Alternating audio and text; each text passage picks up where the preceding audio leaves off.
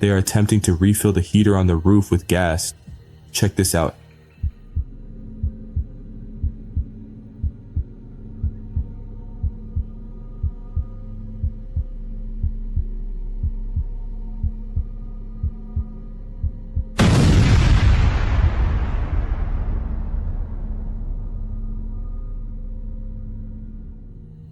While they were refueling, the gas unit suddenly blew up with an extremely loud bang.